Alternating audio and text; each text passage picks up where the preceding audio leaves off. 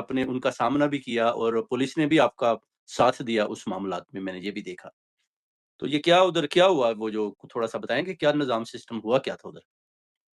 देखें जी, एक बच्ची है, बड़ी जज़्बाती सी बच्ची है और हुँ। सारा मीर उसका नाम है जी, और जी। एक फ़ितना किस्म की रिपोर्टर आई है। हुँ। मेरे ख़्याल में अब उसकी पार्टी ने भी उसको किक आउट कर दिया जो सुनने में आया है।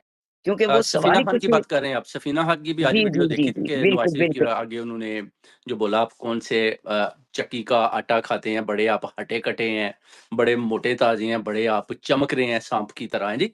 इस तरह जी। की बात उसने की थी, तो मैं समझता हूँ कि बातें तो सफ़ीना ने ठीक की थी, मगर नवाज़ शरीफ ने उसको चैनल से भी फ़ारिग करवा दिया, जो अब आज की रिपोर्ट आई है मेरे पास। देखें जी, हर चीज़ के 2 मतलब होते हैं, हर बात के 2 मतलब होते हैं। जी, ये सामने वाले पे डिपेंड करता है कि वो उसको किस अंदाज़ में लेता है। जी। इसने तो अपनी तरफ से उसको मक्खन लगाने की कोशिश की, पर उसको बैकफ़ायर हो गया। अच्छा। वहाँ पर भी जो जलसे में आई थी